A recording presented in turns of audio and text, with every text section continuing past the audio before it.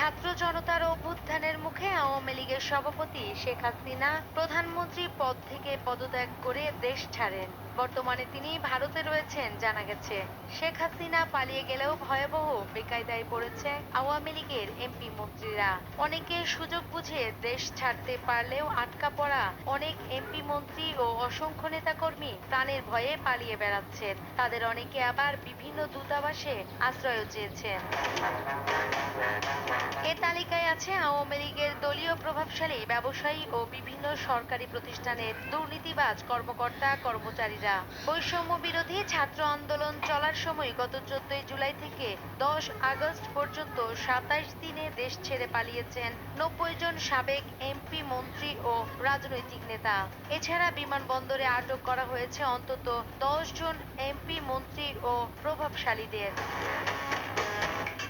বিমানবন্দরে এসেও পরিস্থিতি বেগতিক দেখে ফিরে গেছেন কমপক্ষে 25 জন মন্ত্রী, এমপি, রাজনৈতিক নেতা ও দুর্নীতিবাজ সরকারি কর্মকর্তারা।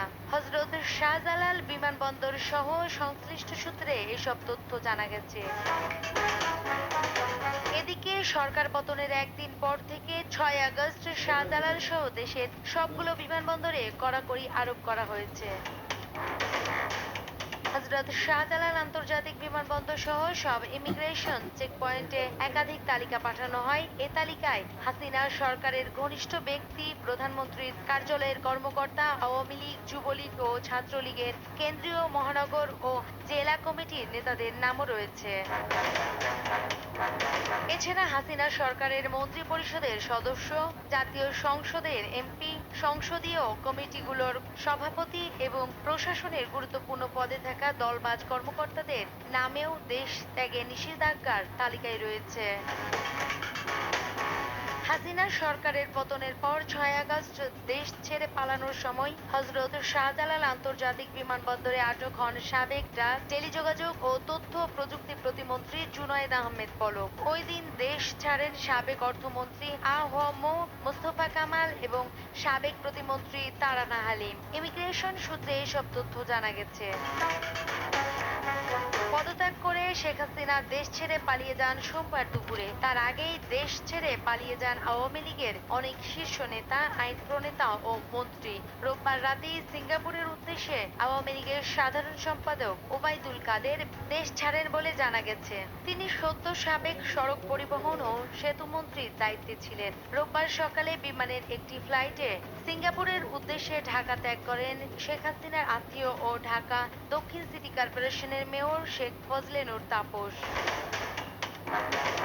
স্বরাষ্ট্রমন্ত্রী আসাদুজ্জামান খান কামালের ধানমন্ডির বাসভবনে সোমবার ভাঙচুর করা হয়। তবে তিনি ঠিক কোথায় আছেন জানা যায়নি। তার মোবাইল ফোনও বন্ধ। রাজধানীর বনানীর বাসায় অবস্থান করলেও শিক্ষামন্ত্রী মহিবুল হাসান চৌধুরী এদিন রাতে দেশ ছেড়ে পালিয়েছেন বলে জানা গেছে। তথ্য প্রতিমন্ত্রী মোহাম্মদ এ আরাফাতের ফোনও বন্ধ পাওয়া গেছে। তার অবস্থান সম্পর্কে নিশ্চিত হওয়া যায়নি। দেশ ছাড়েন নারায়ণগঞ্জ 2 আসনের সংসদ সদস্য ও জাতীয় সংসদের সাবেক হুইপ নজরুল ইসলাম বাবু। ব্যাংকক যান কুষ্টিয়া 2 আসনের সংসদ সদস্য মোহাম্মদ কামরুল আরিফিন। ব্যাংকক যান সাবেক স্বাস্থ্যমন্ত্রী ও মানিকগঞ্জ 2 আসনের সংসদ সদস্য দেওয়ান জাহিদ আহমেদ মালেক। দেশ ছাড়েন ফরিদপুর 4 আসনের সংসদ সদস্য মজিবুর রহমান চৌধুরী নিক্সন।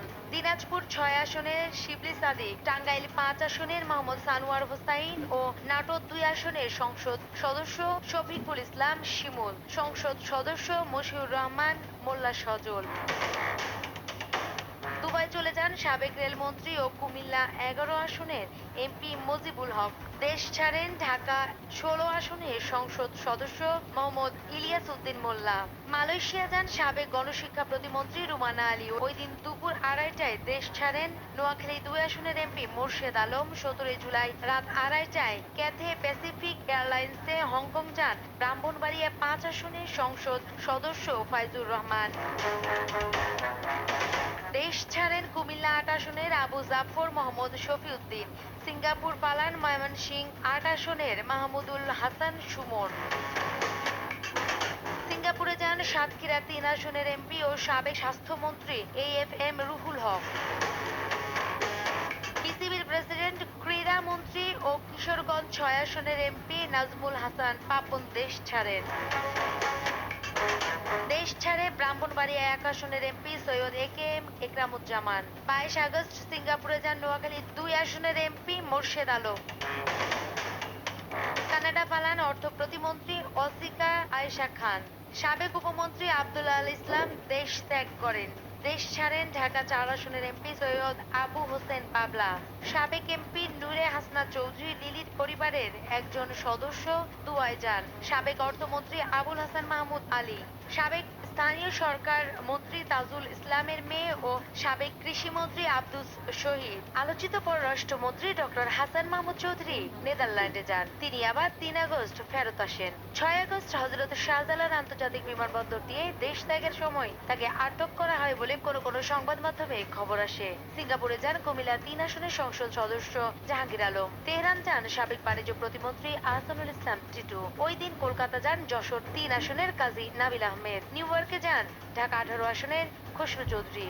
দিল্লি পাড়ি দেন শরীয়তপুর ৩ আসনের নাহিম রাজ্জাক। একই দিনে কুমিল্লা ৮ আসনের আবু জাফর মোহাম্মদ শফিউদ্দিন। এছাড়া দেশ ছেড়ে পালিয়েছেন ছাত্রলীগ সভাপতি সাদ্দাম হোসেন ও সাধারণ সম্পাদক শেখ ওয়ালি আসিফ ইনান। এছাড়া আওয়ামী লীগের প্রায় সব কেন্দ্রীয় নেতা ও এমপি মন্ত্রীদের ফোন বন্ধ পাওয়া গেছে। কোনোভাবেই তাদের সাথে যোগাযোগ করা সম্ভব হয়নি।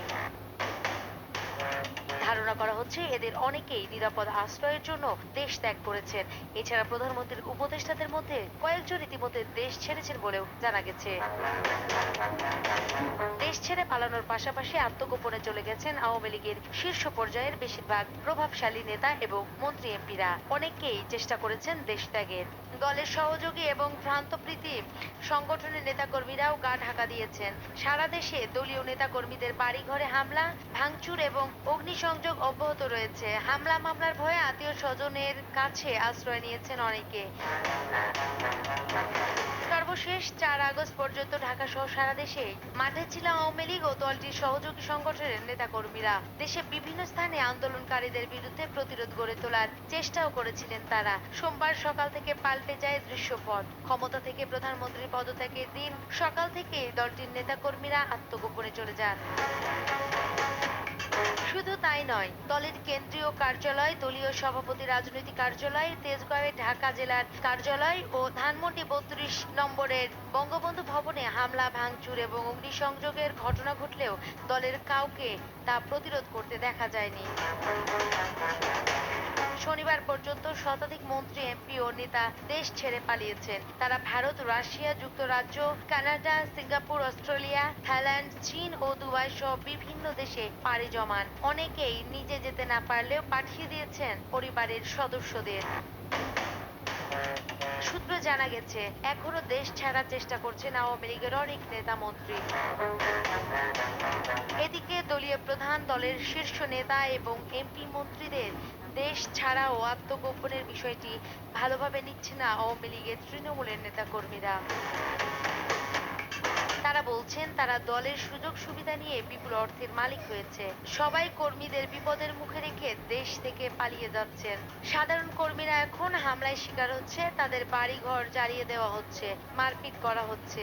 অনেকে হামলা মামলার ভয়ে বাড়ি ছেড়ে আত্মীয় স্বজনের কাছে আশ্রয় নিয়েছেন।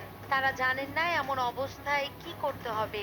একই সঙ্গে এই সংকটে আওয়ামী লীগের রাজনৈতিক ভবিষ্যৎ নিয়েও প্রশ্ন তুলছেন তারা।